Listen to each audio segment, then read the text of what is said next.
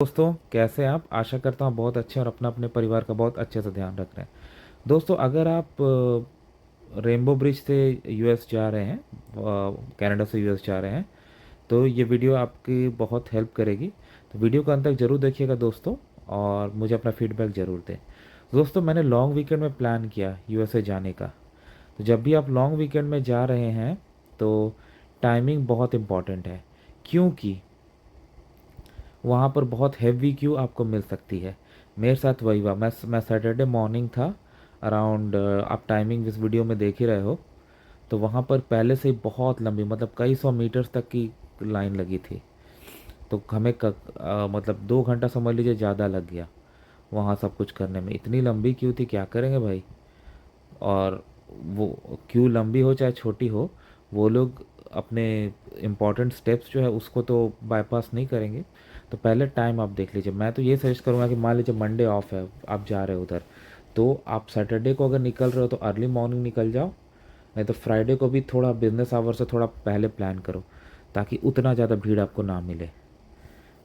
क्योंकि ये तो, और हाँ, जाने से पहले देख लो कि कौन से बॉर्डर पोस्ट ओपन है कि नहीं।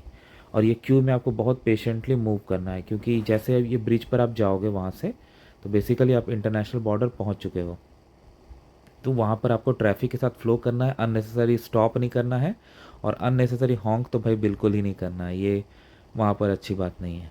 ठीक है, चलिए अब मैं आपको थोड़ा आगे ले चलता। अब देखिए, मैं इस समय ब्रिज के ऊपर हूँ और एकदम यूएसए आने वाला है, सामने आपको फ्लैग दिख रहा है। अगर आप बाएं तरफ देखें, जो वहाँ से ट्रैफिक आ रहा है, जो यूएसए से कनाडा ट्रैफिक आ रहा है, बहुत ही नॉर्मल ट्रैफिक आ रहा है। रीज़न सेम सिंपल है कि इस समय जब मैं गया था तो मंडे को कनाडा में तो लॉन्ग वीकेंड था, लेकिन यूएसए में नहीं। तो यूएसए वालों के लिए कोई स्पेशल डे था नहीं। तो नॉर्मल ट्रैफिक जो आता है वही आ रहा था, उसके अलावा कुछ नहीं। तो अब आप यहाँ पे समझ लीजिए नो मैंस लैंड पहुँच चुके हैं आप। बॉर्डर बीच में ही है, ये पोल को ही आप समझ लीजिए कि बॉर्डर है, और आप यूएसए में क्रॉस कर रहे हैं।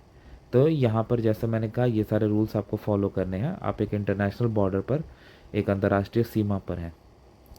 अपने डॉक्यूमेंट्स वगैरह अपने साथ बिल्कुल संभाल के रखिए, क्योंकि इस समय तक आप देश छोड़ चुके हैं। अभी वापस लौटने के लिए भी आपको चाहिए। तो ये चीज़ आप गलती ना करें, ये ज़रूरी है। दोस्तों, अब मैं आपको आगे का दिखाता हूँ, जहाँ पर देखिए बहुत सारे बूथ्स हैं।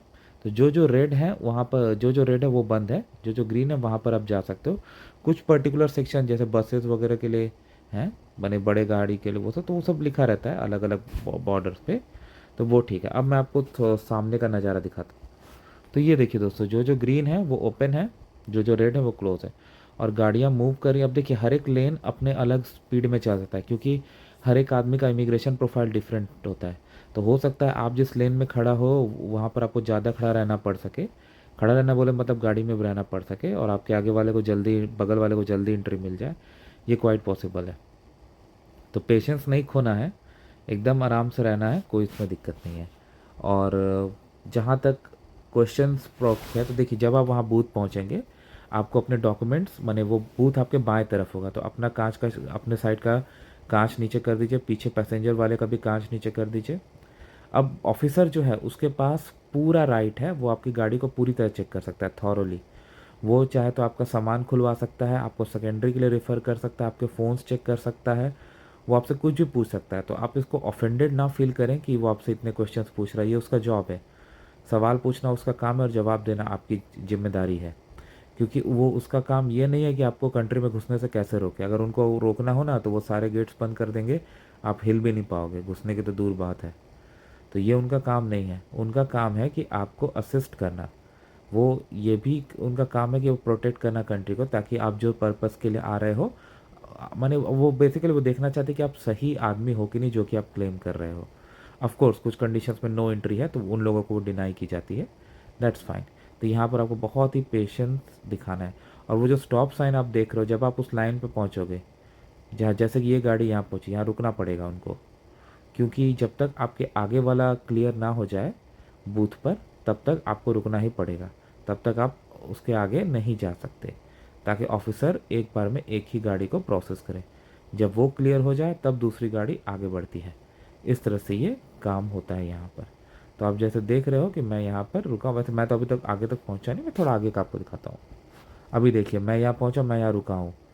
अब जब मेरे आगे की गाड़ी क्लियर हो जाएगी तो मैं जा सकता हूँ। मुझे इस पर एक विदिन अ मिनट क्लियरेंस मिल गई। उन्होंने ऑफिसर ने मुझसे पूछा कहाँ जा रहे हो, मैंने बताया जो सिटी जा रहा हूँ।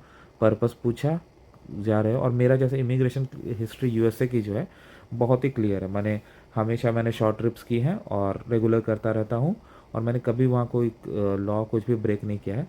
तो उन्होंने मुझे बहुत आसानी से ही एंट्री दे दी और मैं निकल गया बहुत आराम से।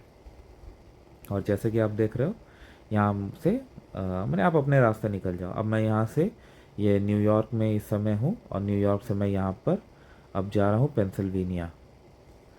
तो ये बहुत आसानी से हो गया। तो आप भी आप भी इस तरह से आराम से कर सकते हो। हाँ, क्वेश्चन प्रोसेस डिफरेंट हो सकते हैं। तो वीडियो देखने धन्यवाद दोस्तों। चैनल को प्लीज़ सब्सक्राइब करके ही आगे जाएगा। Thank you.